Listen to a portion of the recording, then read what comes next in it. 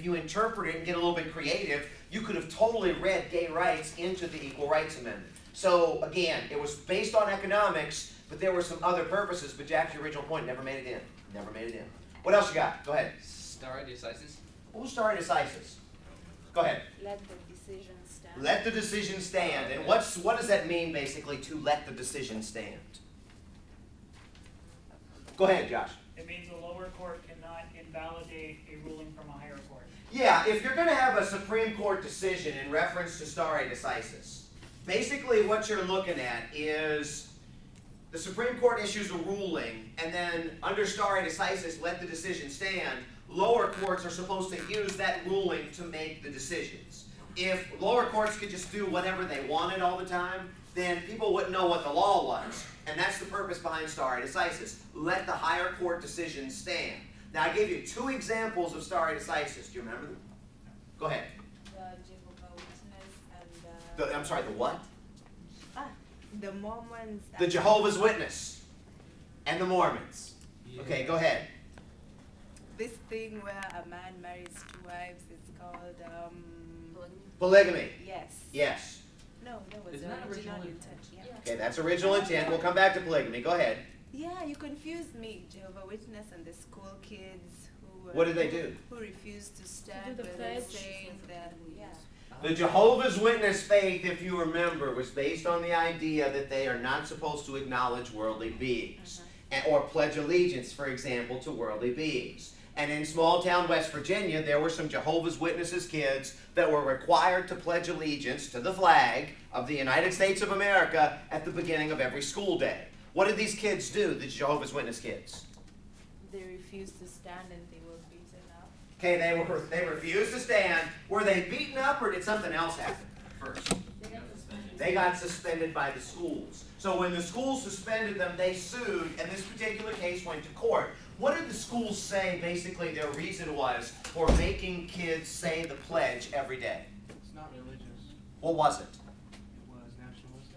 It was nationalistic. They were trying to create good citizens. I pledge allegiance to the flag of the United States of America, to the republic for which it stands. Basically, we're pledging allegiance to the American laws, to the flag, to the society. Very nationalistic. The kids said, wait a minute. You're violating our free exercise rights of religion. You can't do this. Who won? The Schools. But then it got overturned by the kids. Hang on, before we get there. Schools won. And when the schools won, basically the Supreme Court agreed. And then what happened to the kids, Kafora? A kid got castrated or something. He was castrated? See, we remember things that are totally The irrelevant. little kids were tarred and feathered. They were beaten up. One little boy got castrated. This was considered one of the worst cases in Supreme Court history, probably top 5. Why? Because these kids, these innocent kids that just wanted to practice their faith, had all this violence occur. What happened ultimately after that? Go ahead. The Supreme Court revisited the case and actually overturned their original. That's exactly what it was. The trick with this, and how soon was it? Was it a long time? A year or two. About a year later they did. With stare decisis, the shorter a case holds, the easier it is to overturn. The longer that a case stays law, the less likely it is going to be overturned. And what example did I give you of that? Roe v. Wade. I gave you the example of abortion. People say we can just overturn it in the courts. It's got decades of precedent now. It's deeply entrenched into American society. It ain't probably going anywhere anytime soon. So the longer a case is out there, the less likely it's to be overturned. If you're going to get it, you've got to get it quick. What else have you got from 2? Go ahead. Schoolhouse Rock. Yeah. All right. Schoolhouse Rock were the 2 cartoons. Oh. Take a good look at the 2 cartoons, and I can't really say exactly what questions would be in reference to those, but as long as you've watched them or you're comfortable with what you've seen, you should be fine.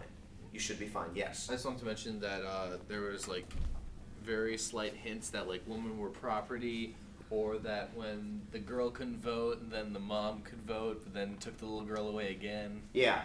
Yeah, there were. They're actually pretty accurate, but they're accurate in kind of backdoor ways. Yeah. So they don't say that women couldn't vote, but they show They're that women sneaky couldn't vote. about it. Go ahead, Josh. Other than the preamble, what was the other cartoon?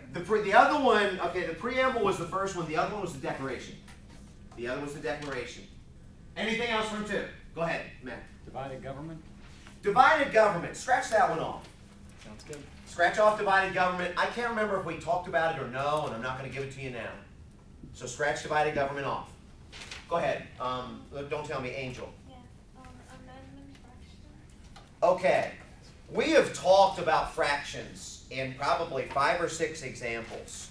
5 or 6 examples of fractions from class.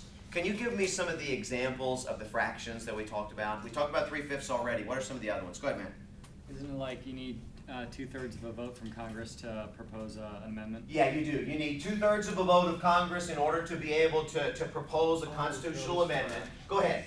9/13? What was 9/13?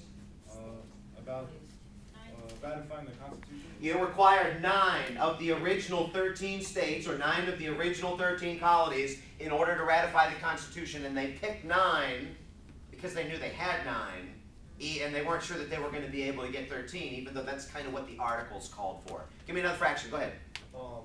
2/3 again. Okay. The amount of the number of votes in Congress it takes to overturn a president. Takes a 2/3 vote by Congress to overrule or override a presidential veto, and that's another example of a check and a balance. Go ahead. There was something like 4-2-3. 4-2-3. Like 4/3. no, Right?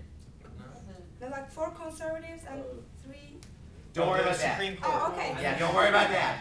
Actually, the other one I was looking for was 3/4. Yeah, the states, number of states it takes to ratify an amendment to the Constitution. Takes 3/4 of the states. Takes 3/4 votes of state legislatures or state constitutional conventions in order to ratify a constitutional amendment, and 3/4 would basically be 38 states. So we got 2/3, we got 3/5, we got 3/4, we got 9/13. Anything else? Wait. What did the To ratify a constitutional amendment. when you're ratifying a constitutional amendment, what percentage of the state needs to vote for it? Is Just it a majority. It's just majority. Just a not majority 2/3? of the state, and Okay. 3/4 of the states have to have majorities. Yeah, go ahead, John. Don't you need 2/3 in the Supreme Court to pass something? Is it? Actually, no. No, you can just have a simple majority in the Supreme Court. Yeah, it can just be 5 or 4-3 if people abstain, or 5-3, that kind of thing. Go ahead, Karen. I think I saw your hand. Or are you just playing with your ponytail? Because you're on camera, no pressure.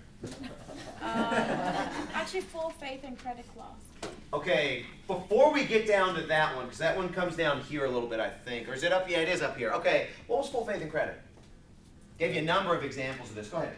That one state will recognize another state's document. Okay, if you have a legal document from one state, other states are going to be legally bound to acknowledge this, to respect this. And I gave some examples, right? Driver's license. Driver's license. If you're driving across country, you do not have to stop and get a new driver's license every single time. What else? Marriage licenses. Okay, really? Yeah. No. Not gay. Okay, not in gay marriages, the girl from Turkey says. Okay, not in gay marriages. So, for example, what's that? This is racist. No, it's just a fact. You're from Turkey. I know. I'm not holding that against you. I just acknowledge it. The boy from America, you don't say that. Do you want me to call him the boy from America? Yes, please. Okay, the boy from America said marriages. Okay, so when you think about this, if Adam and Eve get married, Adam and Eve would not have to get remarried in a state when they move because their original marriage license would be binding. But if it's, say, Massachusetts where gay marriage is acknowledged, do you have to acknowledge that marriage in another state? Right, they should. Under full faith and credit, it sure seems like you should have to, but believe it or not, you don't. And the federal government, you remember the law that I mentioned that dealt with what marriage was? DOMA, Defense of Marriage Act. And the Defense of Marriage Act basically said, DOMA basically said federal government, for federal purposes, was going to acknowledge marriage as between a man and a woman. So no, they don't require